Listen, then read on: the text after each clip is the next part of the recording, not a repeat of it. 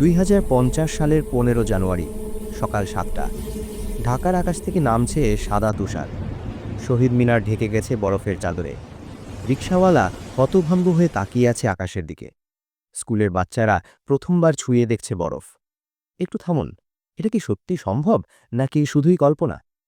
ইতিহাসের এক অবিশ্বাস্য ঘটনা। 1905 সালে মিশরের কায়রোতে তুষারপাত হয়েছিল।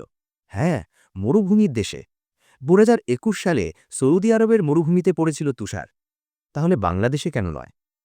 আজকের এই পর্বে আমরা বিজ্ঞান, ইতিহাস এবং জলবায়ু তত্ত্ব দিয়ে খুঁজে বের করব বাংলাদেশে তুষারপাতের রহস্য। এই মুহূর্তে যদি আপনি সাবস্ক্রাইব বাটনটি চাপেন তাহলে একটা চমকপ্রদ তথ্য বলছি। পৃথিবীর ইতিহাসে ক্রান্তীয় অঞ্চলে তুষারপাতের 7টি নথিভুক্ত ঘটনা ঘটেছে। কোথায়, কখন, কিভাবে? সাবস্ক্রাইব করুন এখনই, কারণ এই ভিডিওর চতুর্থ মিনিটে আমি প্রমাণসহ দেখাবো কেন বাংলাদেশেও এটা একদিন হতে পারে। আর বেল আইকনটি চাপুন যাতে বিজ্ঞানের এমন রহস্যময় তথ্য মিস না হয়। চলুন শুরু করা যাক। বাংলাদেশের জলবায়ু বাস্তবতা। বাংলাদেশ অবস্থিত ক্রান্তীয় মৌসুমী অঞ্চলে। আমাদের দেশের গড় তাপমাত্রা গ্রীষ্মকালে 30 থেকে 38 ডিগ্রি সেলসিয়াস, শীতকালে 10 থেকে 20 ডিগ্রি সেলসিয়াস।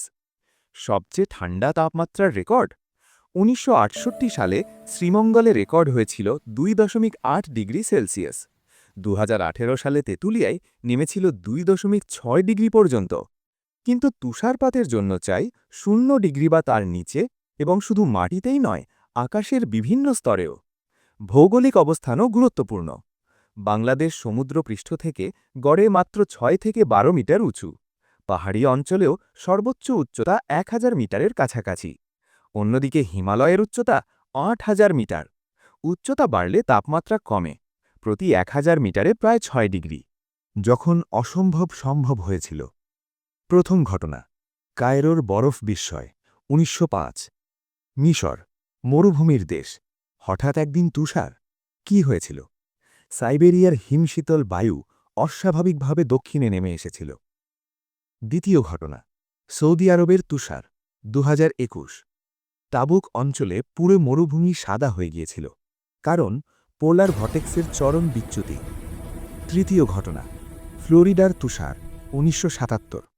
আমেরিকার ফ্লোরিডা, যেখানে সারা বছর গরম, সেখানেও তুষার। কিভাবে? আর্কটিক ব্লাস্ট, উত্তর মেরুর বায়ু হঠাৎ দক্ষিণে ধাক্কা দিয়েছিল। এখন প্রশ্ন হল, বাংলাদেশে কি এমন কিছু হতে পারে? বিজ্ঞানীরা বলছেন 3টি চরম পরিস্থিতিতে সম্ভব।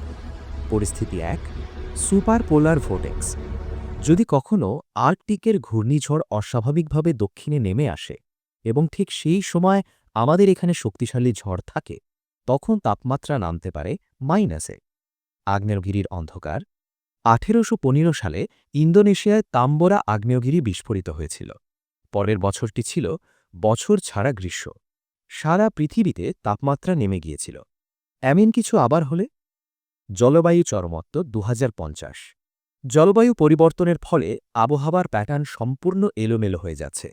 বিজ্ঞানীরা বলছেন ভবিষ্যতে চরম ঠান্ডা এবং চরম গরম দুটোই বাড়বে। বাংলাদেশের তাপমাত্রার রেকর্ড।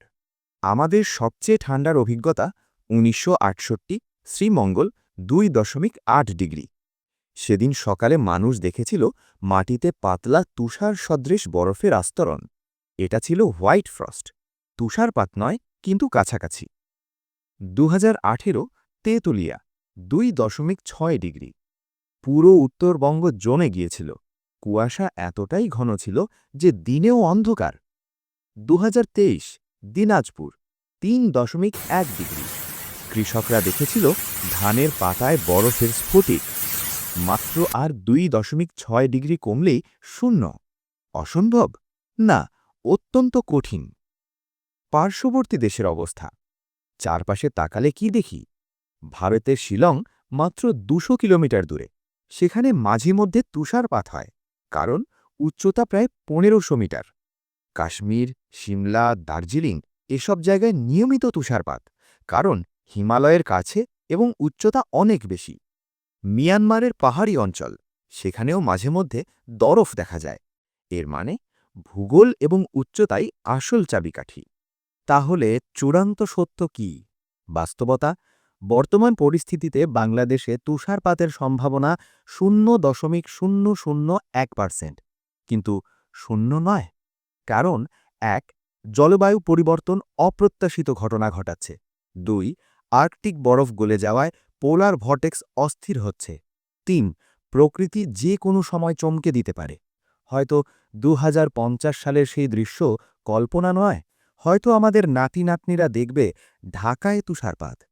একটা চিন্তা করে দেখুন, ১০০ বছর আগে কেউ কি বিশ্বাস করত যে সৌদি আরবে তুষার পড়বে, কায়রোতে বরফ জমবে?